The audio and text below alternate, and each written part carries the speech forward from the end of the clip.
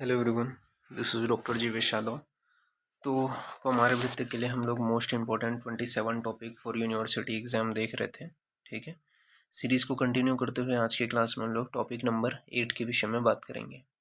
Start करते हैं। तो आज का टॉपिक तो ये है आपका स्तन्य दोष। ठीक है, तो स्तन्य दोष का जो वर्गीकरण है वो दो प्रकार से किया गया है, स्तन्य प्रमाण के आधार पर दोष और स्तन्य गुण के आधार पर दोष। तो स्तन्य प्रमाण के आधार पर दोष दो प्रकार के हैं, स्तन्य क्षय और स्तन्य वृद्धि। इसी प्रकार स्तन्य गुण के आधार पे जो दोष हैं उसके अंतर्गत वातज, पित्तज, कफज, द्वंद्वज, सन्निपातज तथा अभिघातज आता है। इसी के अंतर्गत आपका जैसे कि अष्टक्षीर दोष हो गया, पंचक्षीर दोष हो गया, ग्रह दुष्ट क्षीर हो गया, ये भी आपके आते हैं। ठीक है, ये भी इंपॉर्टेंट टॉपिक है, इसको भी ध्यान में रखना है। फिर है स्तन्य क्षय। तो स्तन्य क्षय का सबसे पहले निदान बताया गया है। तो क्या है निदान स्तन्य क्षय का? तो भय, शोक, क्रोध, रुक्षता, अत्यधिक शोधन, चिकित्सा व स्वभावतः स्तन्य क्षय होता है। तो स्तन्य क्षय का निदान क्या है? तो भय हो गया, शोक हो गया, क्रोध हो गया, रुक्षता हो गया, अत्यधिक शोधन, चिकित्सा, स्वभावतः स्तन्य क्षय होता है। इसका लक्षण बताया गया है कि स्तन्य का ढीलापन तथा स्तन्य में स्तन का ढीलापन व स्तन्य में कमी।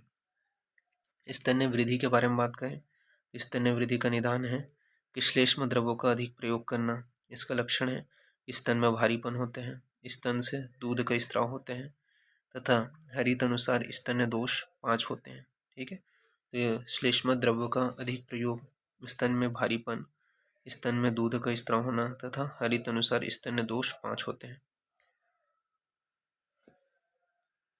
फिर स्तन्य गुण दोष का निदान क्या है? तो स्तन्य गुण दोष का निदान बताया गया है कि विरुद्ध आहार का सेवन करना, असातम्य आहार का सेवन करना, अति भोजन करना, अम्ल लवण कटु क्षार द्रव्यों का सेवन करना, मन संताप, भय, शोक, क्रोध, दीवा स्वप्न, वेगों को अधारणी जो वेग है उनको धारण करना, धातु क्षय तथा अव्याम, इन सभी कारणों की वजह से क्या है स्तन्य गुण दोष उत्पन्न होते हैं। अब इसमें सबसे पहले है वातज स्तन्य दुष्टि का क्या लक्षण है? जब वात दोष से आपका ब्रेस्ट मिल्क दूषित हो जाएगा तो उसका क्या लक्षण बताएगा? तो वातज स्तन्य दुष्टि के लक्षण है कि तिक्त कसाय रस का होगा। ठीक है, विशद वृक्ष तथा फेनिल होगा, शिशु का पोषण नहीं करते हैं तथा जल में डालने पर तैरने व छाती की तरफ फैलते हैं। ठीक है, तो ये क्या है वातज स्तन्य दुष्टि का लक्षण है। तो तिक्त कसाय होगा, विशुद्ध वृक्ष फेनिल होगा, शिशु का पोषण नहीं करता तथा जल में डालने पर तैरते हैं व छाती की तरफ फैलते हैं। पित्तज स्तन्य दुष्टि का क्या लक्षण है? तो पित्तज स्तन्य दुष्टि का लक्षण बताया गया है कि नीले व काले रंग का होता है। तो क्या होगा? नीले व काले रंग का होगा, तिक्त अम्ल कटु अनुरस वाला होगा। तो तिक्त अम्ल कटु अनुरस वाला होगा, उष्ण होगा, पित्त को बढ़ाते हैं। पित्तज स्तन्य जल में डालने पर लाल या कृष्ण वर्ण का हो जाता है। तो पित्तज स्तन्य जल में डालने पर लाल या कृष्ण वर्ण का हो जाता है। तो ये पित्तज स्तन्य दुष्टि का लक्षण है। नेक्स्ट है कफज स्तन्य दुष्टि। तो कफज स्तन्य दुष्टि का लक्षण है कि अति शुक्ल, अति मधुर व लवण अनुरस वाला होता है। तो अति शुक्ल, अति मधुर व लवण अनुरस वाला होता है। पिच्छील, शीत होते हैं, कफ को बढ़ाते हैं व अति निद्रा का कारण है। कफज स्तन्य को जल में डालने पर वह नीचे बैठ जाता है। तो कफज स्तन्य को जल में डालने पर क्या है? वह नीचे बैठ जाता है। तो ये आपको ध्यान में रखना है। फिर नेक्स्ट है अष्टक्षीर दोष।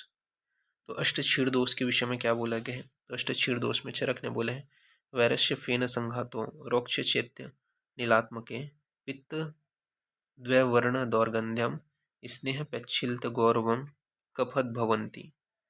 यानी कि वात के कारण विरसता, फेन संघात, रुक्षता यह गुण उत्पन्न होता है। तो वात दोष के कारण विरसता, फेन संघात तथा रुक्षता उत्पन्न होता है। पित्त के कारण व्यवरणता, दुर्गंध की उत्पत्ति होती है। तो पित्त के कारण व्यवरणता, दुर्गंध की उत्पत्ति होती है। कफ के कारण अति स्नेह, पिच्छिलता व गौरवता की उत्पत्ति होती है। तो अति स्नेह, पिच्छिलता व गौरवता की उत्पत्ति कफ के कारण होती है।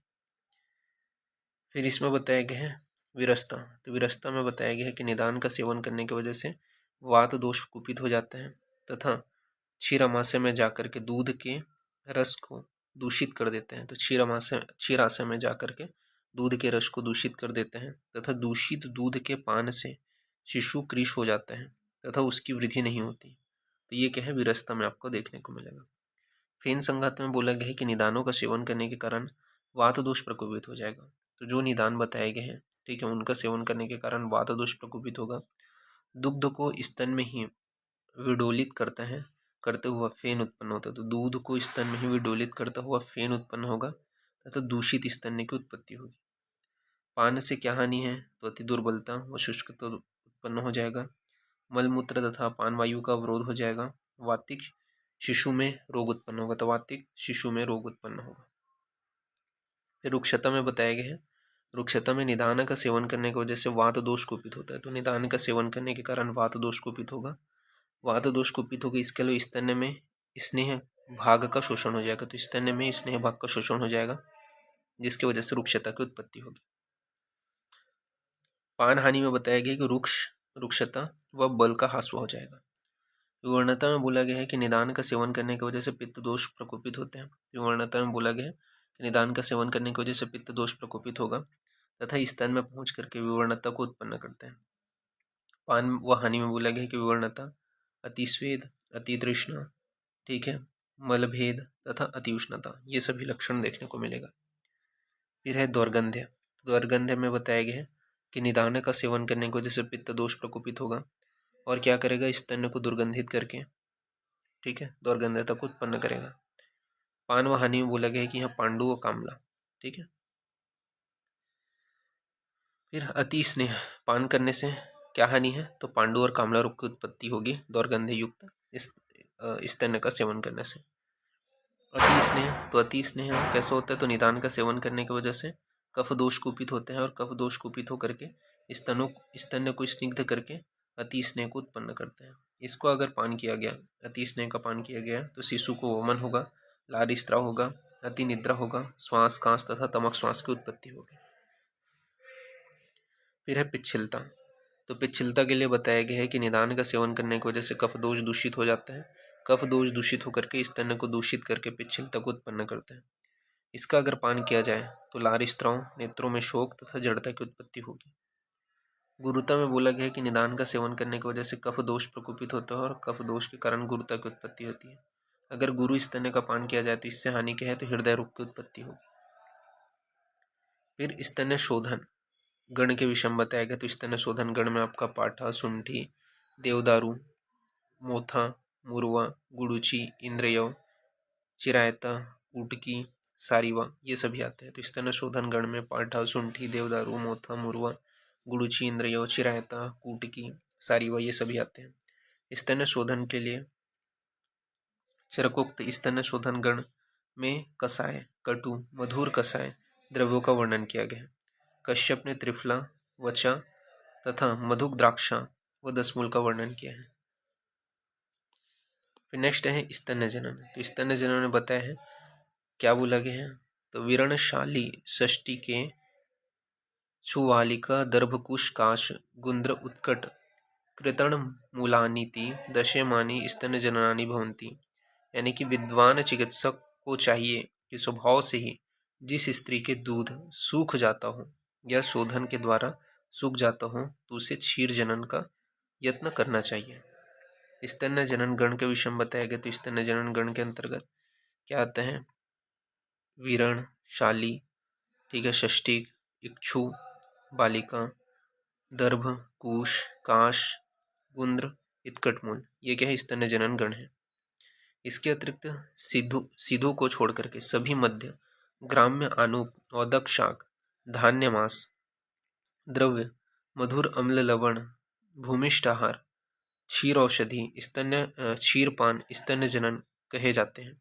ठीक है, तो ये यहाँ पे बताया गया है। तो इस प्रकार से ये जो टॉपिक है वो यहाँ पे फिनिश होता है। तो ये आपको ध्यान में रखना है। तो अभी के लिए इतना ही। नेक्स्ट जो क्लास होगा उसमें अपन आगे का कंटिन्यूशन करेंगे। ठीक है, थैंक यू क्लास।